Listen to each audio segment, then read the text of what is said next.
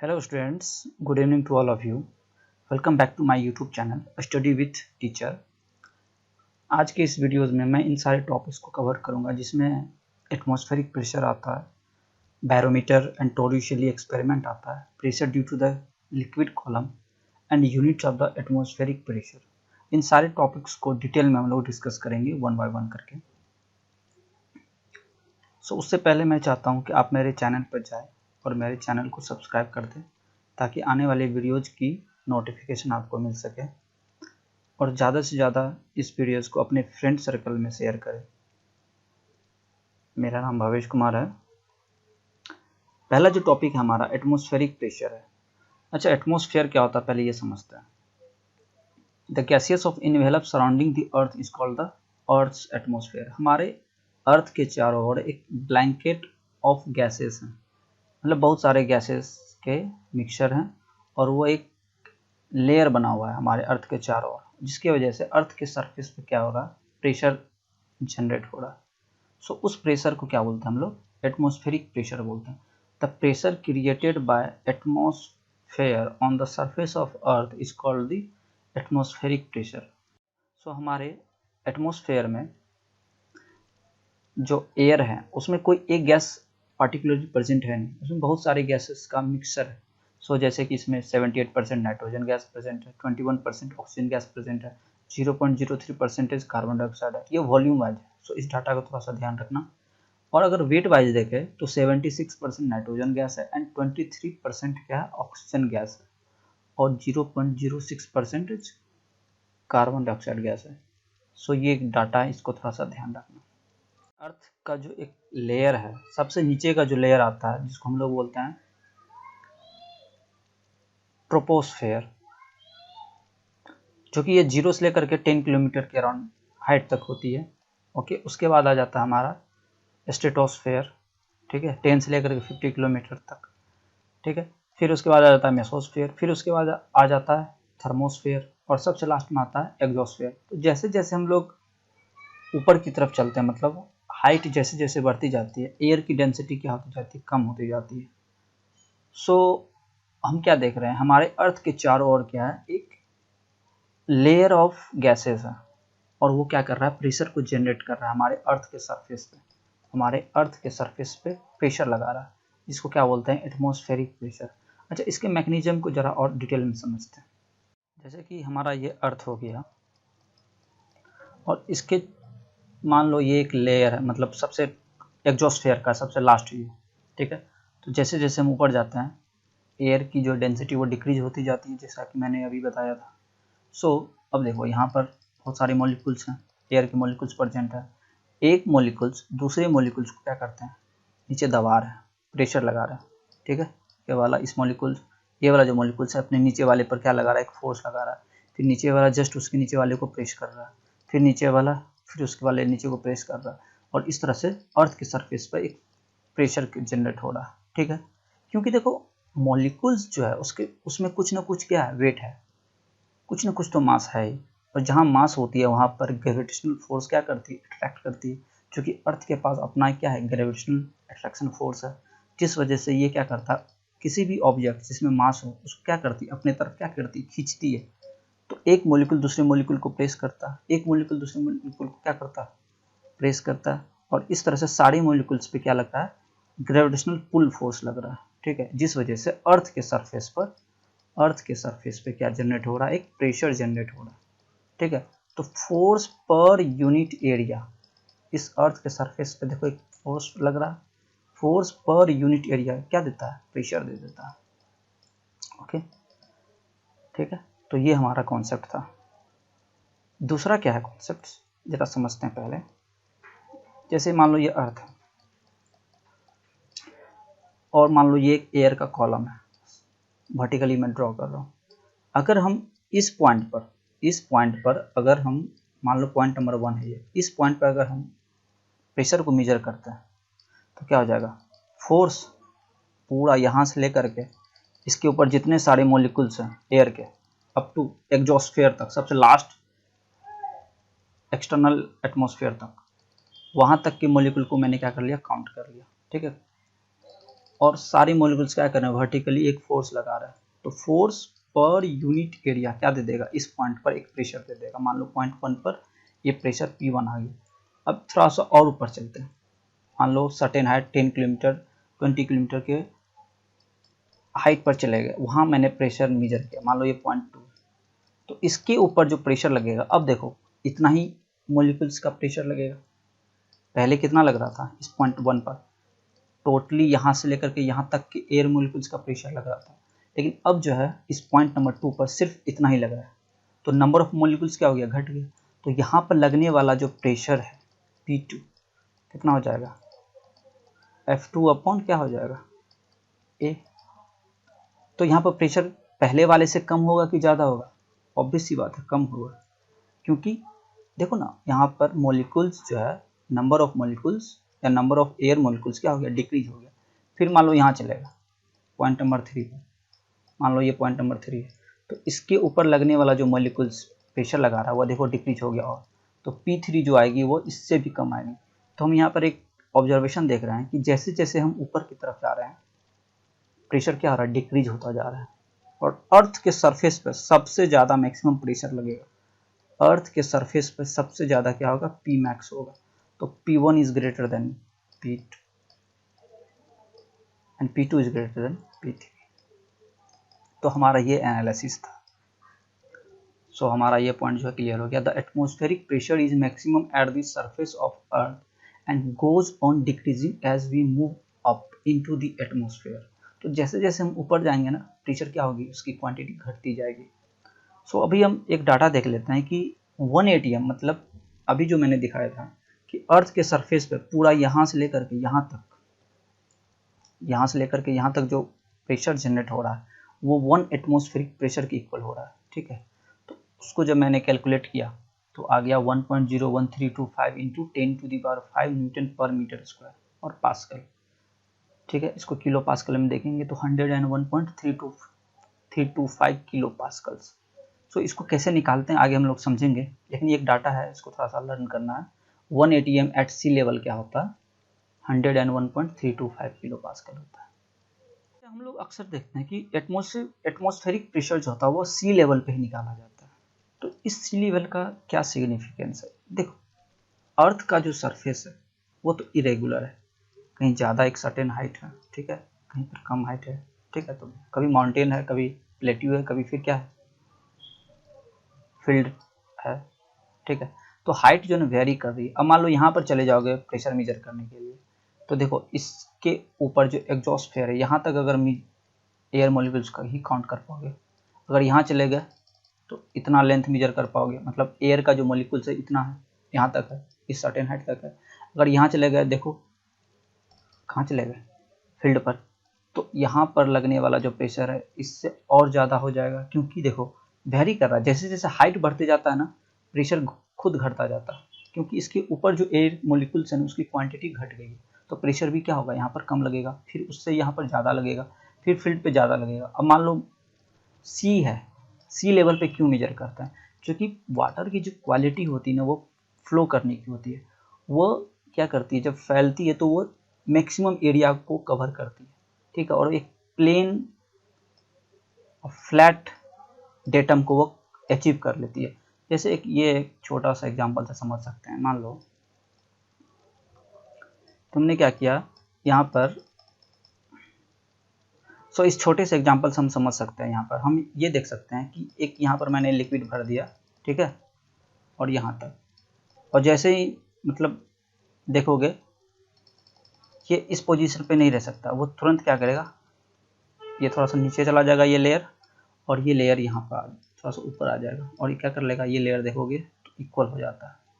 तो इसके cross sectional area पर डिपेंड नहीं करता है, जिसे हाइड्रोस्टैटिक पैराडॉक्स में भी मैंने बताया था कि वो जो लेयर है डेटम जो है हाइट जो अचीव करती है वाटर वो इक्वल अचीव करती है। तो वाटर जो है, वाटर की इस प्रॉपर्टी के कारण हम लोग सी लेवल जो कि सबसे अर्थ के सबसे फ्लैट सरफेस माना जाता है वाटर को, वहाँ से अगर हम मेजर करेंगे तो हमें ऑलमोस्ट एक्यूरेट प्रेशर जनरेट या प्रेशर मिलेगा एटमॉस्फेयर का। तो इसलिए हम लोग सी लेवल पर जाके मेजर करते हैं। थिंक ये समझ में आ गया होगा। सो नेक्स्ट पॉइंट क्या है, earth's atmosphere exerts a huge pressure. हाँ, ये जो प्रेशर है हमारे सर के ऊपर भी देखो बहुत एटमॉस्फेयर का प्रेशर जनरेट हो रहा है। ये प्रेशर बहुत कम नहीं है, ये प्रेशर कितना है 101.325 किलो पास्कल है। ये इतना ज़्यादा प्रेशर है। मैं इस चीज़ को एक छोटे से एक्सपेरिमेंट से समझाना चाहता हूँ। एक बॉक्स ले लो, टीन का बॉक्स ले लो, ठीक है, और वो एयर प्रूफ होना चाहिए। और उसमें क्या कर लेते हैं, उसको वैक्यूम कर देते हैं पूरी तरह से, ठीक है। वैक्यूम करके क्या करते हैं, छोड़ देते हैं कुछ देर के लिए। तो देखोगे ये जो बॉक्स है टीन का, वो कुछ देर में कुछ ऐसा हो गया। क्यों? क्योंकि इसके अंदर क्या है, एयर प्रेजेंट है नहीं। एटमॉस्फेयर मतलब प्रेशर जो ऑलमोस्ट वैक्यूम है, मतलब क्या हो जाएगा, प्रेशर जीरो हो जाएगा। वैक्यूम का जो प्रेशर होता है वो कितना होता है, जीरो होता है। और बाहर देखो 1 atm का प्रेशर लग रहा है। तो ये क्या करेगा, चारों ओर से इसको क्या करेगा, कंप्रेस करना स्टार्ट कर देगा। चारों ओर से कंप्रेस अगर स्टार्ट कर देगा तो इसकी जो शेप और साइज है दोनों क्या हो जाएगी, चेंज हो जाएगी। और हम इससे ये समझ सकते हैं कि अर्थ का जो एटमॉस्फेयर है बहुत ह्यूज प्रेशर जनरेट करता है, ठीक है। अब अगर एक सिंपल सा लेते हैं जिसको अगर वैक्यूम ना किया तो इसमें ये चीज़ ऐसा क्यों नहीं हो रहा, या मान लो ये ओपन है, क्योंकि देखो इधर भी एटमॉस्फेयर 3 atm 1 atm लग रहा है और इधर से भी 1 atm प्रेशर लग रहा है। दोनों क्या कर रहे हैं, बैलेंस कर रहे हैं। इसलिए टीन जो का जो डब्बा है ना, या जो बॉक्स है, ये दबता नहीं है। तो ये इसका एक रीज़न है। हमारे ब्लड वेसल्स में भी जो ब्लड है, मान लो ये एक पाइप है, हमारे ब्लड वेसल्स है, ये क्या कहते हैं, फटता क्यों नहीं है, क्योंकि देखो ब्लड जो प्रेशर जो जनरेट करता है वो भी 1 atm की इक्वल करता है और बाहर भी लग रहा है 1 atm का प्रेशर। इस वजह से हमारा ब्लड वेसल्स जो है वो फटता नहीं है। लेकिन अगर तुम एक सर्टेन हाइट पे चले जाओ या फिर एक सर्टेन डेप्थ नीचे जब चले जाओगे तो हम लोग वहाँ मास्क यूज करते हैं, ऑक्सीजन सिलेंडर यूज करते हैं, ठीक है। अगर नहीं करेंगे तो हमारा जो ब्लड वेसल्स है वो फट सकता है। तो इस चीज़ का ध्यान रखना पड़ेगा। सो मेरे ख्याल से ये समझ में आ गया होगा ये point. So earth atmosphere exerts a huge pressure, तो मेरे ख्याल से अभी समझ में आ गया होगा। जो नेक्स्ट हमारा पॉइंट है,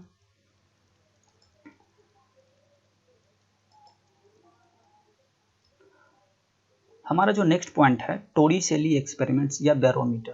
अच्छा, ये बैरोमीटर कैसे बना है, क्या था टोरिसेली का एक्सपेरिमेंट, पहले इस चीज़ को समझते हैं। सो एक टोरिसेली का ये सेटअप है जिसमें उन्होंने क्या किया था, एक 1 मीटर लंबा ट्यूब लिया था। ये 1 मीटर ट्यूब है लेंथ में, ठीक है। और एक एंड इसका क्या है, क्लोज्ड है, और एक एंड क्या है, ओपन है, ठीक है। और इसमें फिलअप कर दिया गया मरकरी लिक्विड से।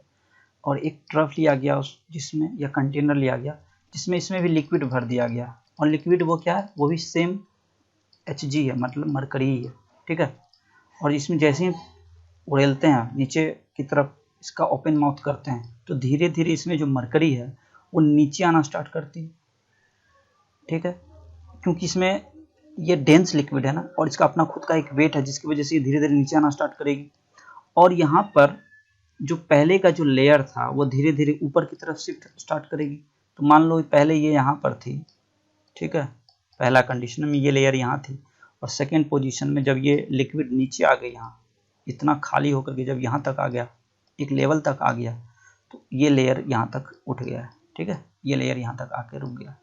अब देखते हैं सर्टेन टाइम के बाद ये जो लेयर है मेनिस्कस ऑफ मरकरी है, ये क्या करते हैं, यहाँ आकर के स्टॉप हो जाती है, एक लेवल पर आकर के रुक जाती है। सो यहाँ पर हुआ क्या, तो अगर हम ये 1 मीटर लेंथ का ले, ये 1 मीटर लेंथ का ट्यूब लिया था मैंने, तो क्या देख रहे हैं कि हम यहाँ से लेकर के यहाँ तक एक वैक्यूम जनरेट हो रहा है जिसको बोलते हैं टोरिसेलियन वैक्यूम, ठीक है, जिसको बोलते हैं टोरिसेलियन वैक्यूम, टोरिसेलियन वैक्यूम। ओके, ये जो मेनिस्कस है Hg का, और ये जो मरकरी का जो एक लेयर था यहाँ पर आने के बाद, इसकी जो डिस्टेंस है वो आ जाती है लगभग 76 सेंटीमीटर, 76 सेंटीमीटर आती है, या 0.76 सेंटीमीटर के अराउंड आती है, ठीक है। अच्छा, यहाँ पर हुआ क्या, जैसे जैसे ये लिक्विड नीचे की तरफ आ रहा था, ये सर्टेन क्या कर रही थी, लिफ्ट हो रही थी, ऊपर की तरफ आ रही थी, एक सर्टेन डिस्टेंस पे आने के बाद ये क्या हो गया, यहाँ पर आकर के रुक गया। जरा इस पॉइंट पर जरा ध्यान से देखते हैं। इस पॉइंट पर ये लेयर मरकरी के कारण क्या लग रहा है, फोर्स अपवर्ड लग रहा है, ठीक है। और ऊपर से देखो एयर का एक प्रेशर जनरेट हो रहा है, एयर इसके ऊपर देखो इन्फिनिटी तक क्या है, अप टू एग्जॉस्फेयर तक एयर का क्या है, कॉलम है, तो उसकी वजह से एटमॉस्फेरिक प्रेशर लग रहा है इस पॉइंट पर। तो यहाँ इस पॉइंट पर दो फोर्स हैं, एक तो मरकरी लिक्विड के कारण फोर्स लग रहा है अपवर्ड डायरेक्शन में, और एक प्रेशर जनरेट हो रहा है किसके कारण, एटमॉस्फेयर का जो एयर है उसके कारण एक प्रेशर जनरेट हो रहा है नीचे की तरफ। क्योंकि देखो ये जो एयर के जो मॉलिक्यूल्स हैं इसके कुछ ना कुछ तो मास है, और इस ग्रेविटेशनल फोर्स के कारण क्या करती है, एक मॉलिक्यूल्स, एयर का मॉलिक्यूल्स दूसरे मॉलिक्यूल्स को क्या करती है, पुश करती है नीचे की तरफ। और यहाँ पर क्या हो जाता है, फोर्स जो है एक सर्टेन डिस्टेंस के बाद, एक सर्टेन फॉल के बाद क्या करती है, इक्विलिब्रियम पोजीशन पा जाती है। सो हम यहाँ पर ऐसे भी समझ सकते हैं इस चीज़ को अदर वे में, कि यहाँ पर एयर ने क्या लगाया, प्रेशर लगाया हर तरफ से क्या लगाया, देखो इस पिक्चर में क्लियर हो जाएगा, हर तरफ से प्रेशर जनरेट कर रहा है, और एक सर्टेन लेवल ऑफ लिक्विड क्या हो गया, जनरेट हुआ, मतलब लिफ्ट हुआ इस हाइट तक। सो हम ऐसा बोल सकते हैं कि इस लिक्विड एयर प्रेशर के कारण इस लिक्विड कॉलम में जो ये लिक्विड लिफ्ट हुआ है वो एक सर्टेन हाइट तक लिफ्ट हुआ है, जिसको बोलते हैं हम लोग 76 सेंटीमीटर ऑफ मरकरी।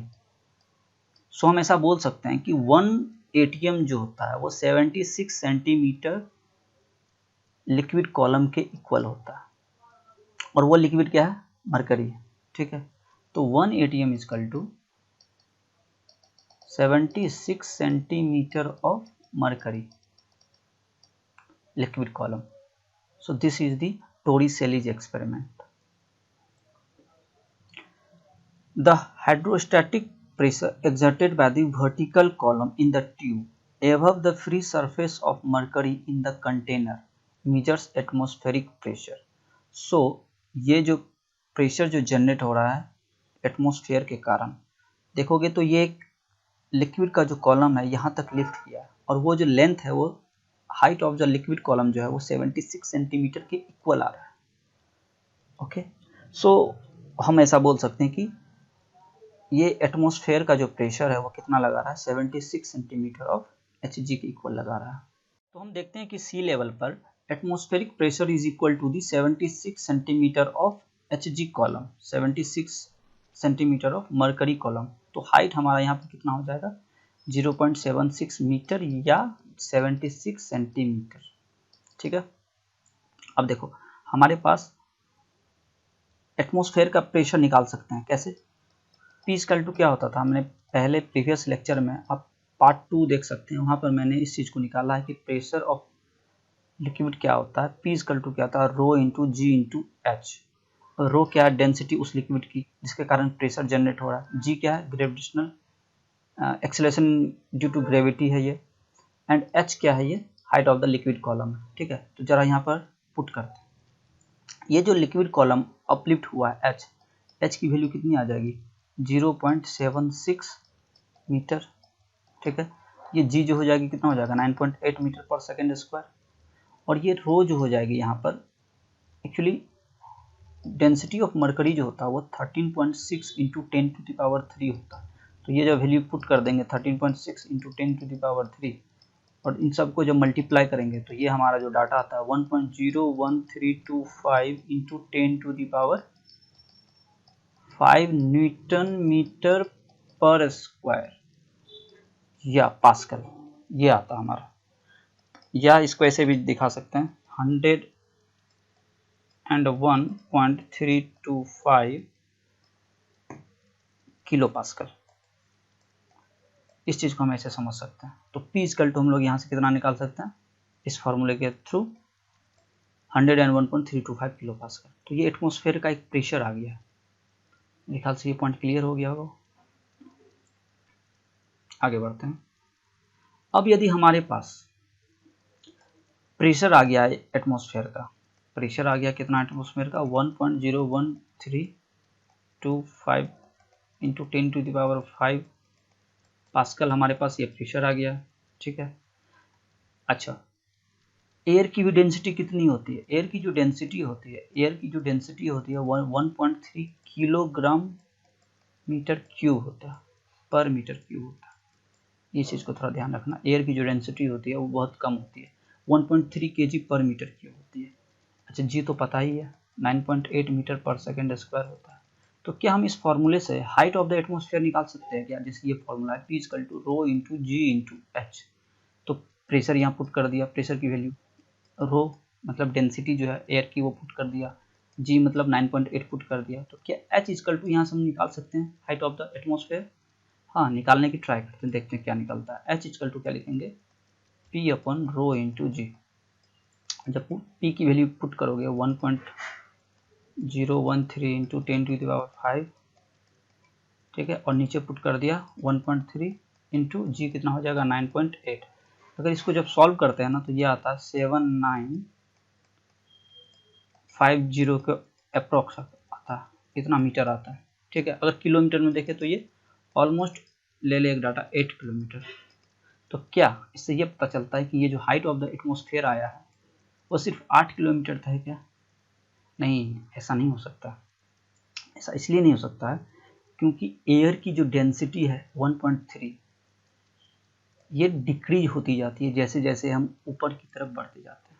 जैसे जैसे हाइट बढ़ती जाती है, जैसे जैसे हम किसी एक सर्टेन हाइट की तरफ बढ़ना स्टार्ट करेंगे तो हमारी एयर की डेंसिटी क्या करती है? वैरी करती है। मैं एक डाटा बता रहा हूँ, जैसे अगर 6 किलोमीटर यहाँ से ऊपर जाओगे ना तो एयर की डेंसिटी लगभग हाफ हो जाती है।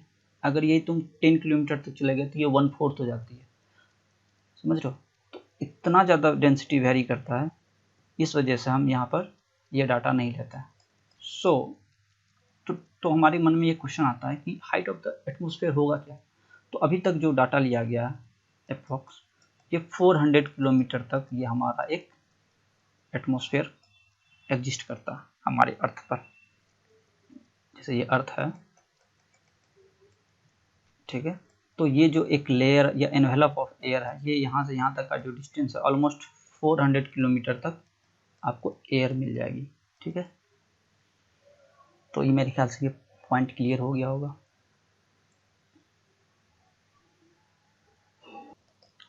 अच्छा, हमारा जो ये नेक्स्ट टॉपिक है pressure due to liquid column, ज़रा इस चीज़ को समझते हैं।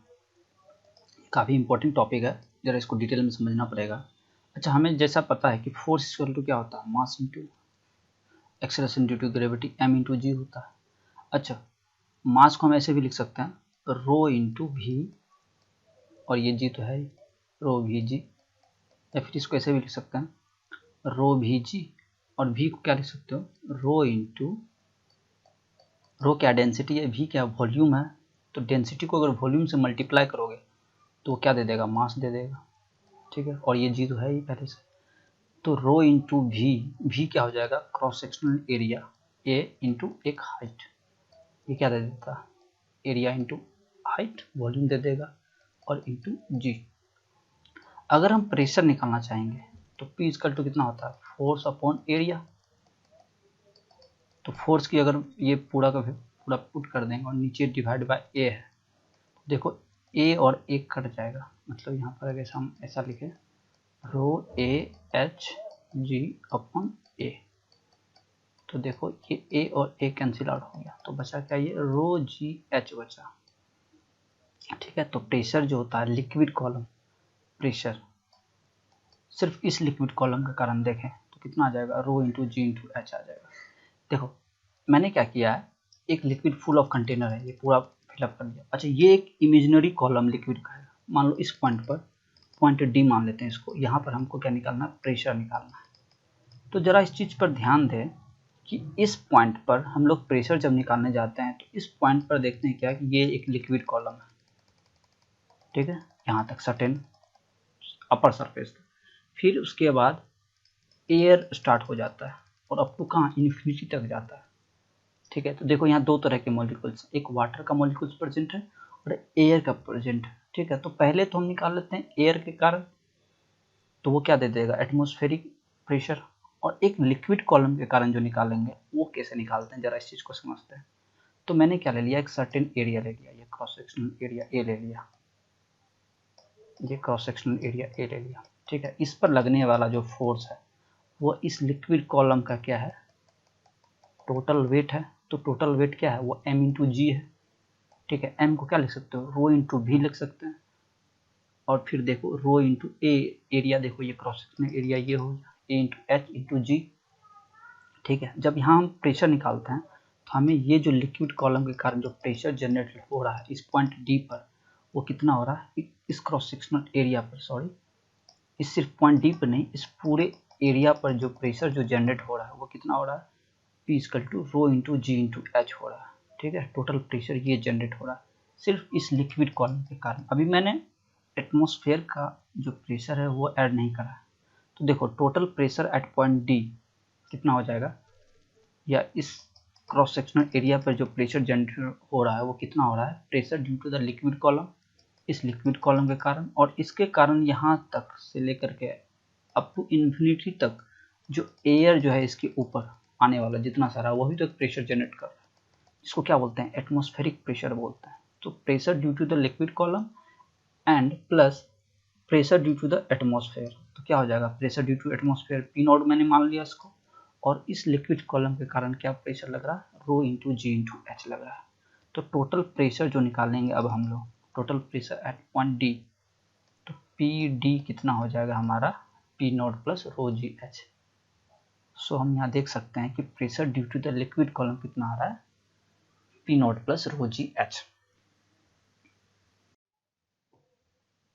सो हमने देखा कि टोटल प्रेशर इस पॉइंट पे कितना आ रहा है, P naught plus rho G H आ रहा है। अगर हम इस पॉइंट पे निकालना चाहें, मान लो एक पॉइंट ये ई है, ठीक है, और इसके सराउंड मैंने एक क्रॉस सेक्शनल एरिया ये ले लिया, ठीक है। तो टोटल क्या करो, पहले सरफेस तक निकालो, इस कॉलम के कारण जो प्रेशर हो रहा है वो निकालो। वो कैसे निकलेगा, रो इंटू जी इंटू एच से। अच्छा, डेंसिटी जो लेंगे इस लिक्विड की लेंगे, जो ये लिक्विड है, तो लिक्विड मान लो ये वाटर है, तो वाटर की जो डेंसिटी हो जाएगी वो कितनी हो जाएगी, 1000 हो जाएगी। जी तो पता ही है 9.8 मीटर पर सेकंड स्क्वायर होता है, और ये हाइट हम लोग मेजर कर लेंगे, ठीक है। तो इस लिक्विड के कारण क्या निकल जाएगा हमारा, प्रेशर इस लिक्विड के कारण ओनली निकल जाएगा। और टोटल प्रेशर अगर पूछा एग्जाम में या क्वेश्चन में, तो क्या करोगे, इसमें एटमॉस्फेयर के प्रेशर को भी इंक्लूड करना पड़ेगा। तो एटमॉस्फेयर का प्रेशर जो होता है वो कितना होता है, 1.01 या 101.325 किलो पास्कल, या ये वाला पुट कर देना 1.01325 into 10⁵ Newton metre per square. ये पुट करके हम लोग एडअप करके ये निकाल लेंगे, ठीक है। तो बड़ा सिंपल है।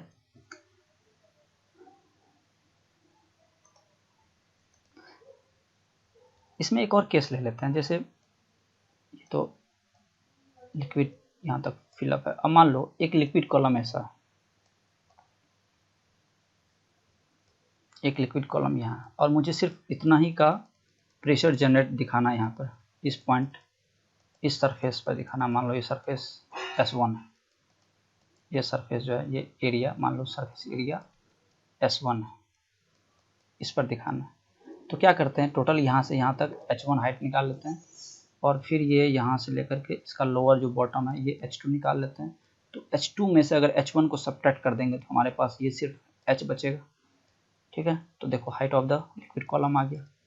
अगेन हमारे पास क्या आ जाएगा, H आ गया, देखो H आ गया, G पहले से पता, और इस लिक्विड के कारण रो पता ही पहले से, अगर वाटर है तो वो कर लेंगे, वाटर की डेंसिटी पुट कर देंगे, ठीक है, ये निकल जाएगा। तो इस तरह से हम लोग कैसा भी निकाल सकते हैं। एक क्वेश्चन पूछा जाता है अक्सर, जैसे कि एक लिक्विड कॉलम, दो फ्लूइड है हमारे इसमें फिलअप हुआ है, एक मान लेते हैं इधर वाटर है, ठीक है, और एक इधर ऑयल है, कोई भी ऑयल है जिसकी डेंसिटी इस वाटर से क्या है, कम है, मान लो यहाँ तक फिलअप है। अब मान लो इस पॉइंट पर हमको क्या निकालना है, प्रेशर निकालना है। तो कैसे निकालेंगे, तो क्या करते हैं, इस सर्टेन जो इसका अपर लेवल है यहाँ से लेकर के यहाँ तक एक लिक्विड कॉलम बना लिया। अब देखो इसमें दो तरह के कॉलम, एक तो वाटर का कॉलम है और एक इस ऑयल का कॉलम है। अब इस ऑयल की जो डेंसिटी रहेगी वो क्वेश्चन में दिया रहेगा, मान लो रो ऑयल लिख दिया इसके लिए, और इसके लिए रो वाटर, ठीक है, ये पता है।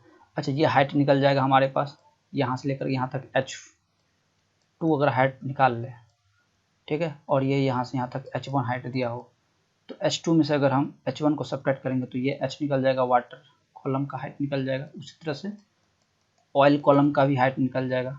ठीक है, दोनों के कारण पहले क्या करते हैं, इस पॉइंट पर हमको निकालना है, तो यहाँ से लेकर के यहाँ तक का जो लिक्विड कॉलम है उसके कारण प्रेशर निकाल लेंगे। फिर यहाँ से लेकर के यहाँ तक का जो प्रेशर जनरेट हो रहा है सिर्फ ऑयल के कारण, वो निकाल लेंगे रो जी एच 1 पुट करके, और यहाँ आ जाएगा रो जी एच 2 के कारण, और उसको क्या करेंगे बाद में एडअप कर देंगे, तो P1 प्लस P2, और यहाँ पर आ जाएगा total pressure T equal to कितना हो जाएगा P1 प्लस P2, इस लिक्विड के कारण प्लस इस लिक्विड के कारण जो टोटल प्रेशर आ जाएगा P1 प्लस P2 आ जाएगा। ठीक है, तो इस तरह का क्वेश्चन ये पूछा जाता है, थोड़ा सा ध्यान रखना है। नेक्स्ट आगे बढ़ते हैं हम लोग। सो अब ये पता चल गया कि atmospheric pressure at point P not equal to क्या होता है, weight of the column of the air of unit cross sectional area extending from that point to the top of the atmosphere. ये वही बात है, बड़ा सिंपल है। ये एक अर्थ सरफेस है और टोटल यहाँ से लेकर के यहाँ तक का जो अपर एटमॉस्फेयर है वहाँ तक मैंने एक लिक्विड फ्लूइड कॉलम मतलब एयर का कॉलम ले लिया, और इसके कारण जो प्रेशर जनरेट हो रहा है that is called the atmospheric pressure. ठीक है, अच्छा इसमें बहुत से बच्चों को कन्फ्यूजन होता है, ये बहुत इंपॉर्टेंट है न्यूमेरिकल पॉइंट ऑफ व्यू से। Units of the atmosphere, so SI unit क्या होता है, न्यूटन मीटर पर स्क्वायर होता है, सेम होता है जो प्रेशर एटमॉस्फेयर का होता है उसके कारण SI unit newton metre per square, या पास्कल से भी इसको करते हैं काउंट, तो 1 pascal is equal to 1 newton per metre square. Similarly pressure is also measured in mm or cm of the mercury column. अब जैसे देखो P इक्वल टू क्या था, रो जी एच था, अभी हमने क्या देखा था 1 atm इक्वल टू कितना होता है 76 सेंटीमीटर या 0.6 metre 0.76 metre of mercury column. तो मरकरी के कारण क्या होता है उसके टर्म में भी हम लोग प्रेशर मेजर कर लेते हैं। ठीक है, अब देखो किसी भी लिक्विड की डेंसिटी तो फिक्स रहती है, जी भी फिक्स है, वेरी क्या करता है एच वेरी करता है, समझ रहे हो। सो एच अगर सिर्फ वेरी करता है तो उसके कारण हम लोग क्या कर लेते हैं, प्रेशर को क्या कर लेते हैं निकाल लेते हैं, तो इसलिए इसके टर्म में हम लोग लेते हैं, height of the liquid column के टर्म में हमेशा लेते हैं, क्योंकि देखो ये जो रोजी है वो तो हमेशा फिक्स ही रहेगा, किसी भी लिक्विड के लिए रोजी तो क्या होगा फिक्स होगा। अब मान लो कभी एक सर्टेन हाइट पे यहाँ चलेगा, तो इसके कारण जो प्रेशर मेजर होगा देखो यहाँ पर कम आएगा, क्योंकि देखो हाइट वेरी कर गया ना, अगर तुम सरफेस ऑफ अर्थ पे जाकर के मेजर करोगे तो प्रेशर और ज़्यादा बढ़ जाएगा, तो ये हाइट लेना पड़ेगा। ठीक है, देखो हाइट वेरी कर रहा है, रोजी वेरी नहीं कर रहा है, तो अगर हाइट वेरी कर रहा है तो हम क्या करते हैं इसी के टर्म में प्रेशर को मेजर करना स्टार्ट कर दिया। हमारा जो थर्ड यूनिट है also measured in liquid column 10.3 metre of water column. अच्छा देखो अभी मैंने जो टोरी से एक्सपेरिमेंट करा था उसमें मैंने क्या लिया था 1 मीटर का ट्यूब लिया था, और 1 atm मतलब 1 एटमॉस्फेरिक प्रेशर के कारण जो मरकरी की जो लिक्विड कॉलम है वो जो लिफ्ट होती है वो 76 सेंटीमीटर तक होती है।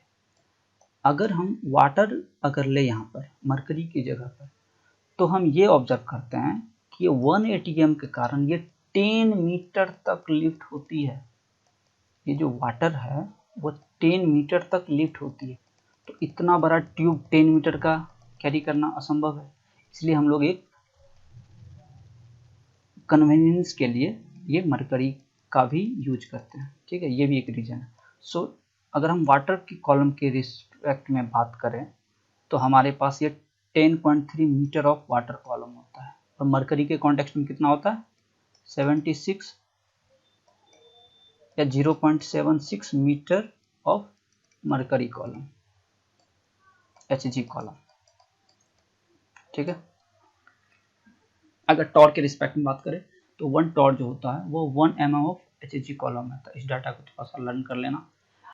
अच्छा अगर हम लोग बार के रिस्पेक्ट में देखें यूनिट नंबर 5, तो देखो 1 बार इक्वल टू कितना होता है 10 टू द पावर 5 पास्कल होता है, मतलब 100 किलो पास्कल, और 1 मिली बार इक्वल टू कितना होता है 10 टू द पावर -3 बार होता है, ये बार है। ठीक है। तो 1 मिली बार इजकल टू कितना होता है 10 टू द पावर -3 बार। तो 1 millibar equal to 10 to the power -3 bar, और 1 बार कितना होता है 10 टू द पावर 5 होता है। जरा इसको जरा सॉल्व करेंगे तो कितना आ जाएगा 10 टू द पावर 2 आ जाएगा, मतलब 100 पास्कल आ जाएगा। सो हम ऐसा भी बोल सकते हैं कि 1 मिली बार जो होता है वो 100 पास्कल के इक्वल होता है। प्लीज इस डाटा को नोट कर लेना, बहुत इंपॉर्टेंट है। अच्छा, अब आता है पाउंड पर स्क्वायर इंच में भी मेजर करते हैं, तो 1 Newton metre per square equal to कितना होता है 1.45 पर पाउंड पर स्क्वायर इंच। तो इसको भी थोड़ा सा लर्न कर लेना, वो थोड़ा न्यूमेरिकल जब देगा ना तो वो घुमा देगा।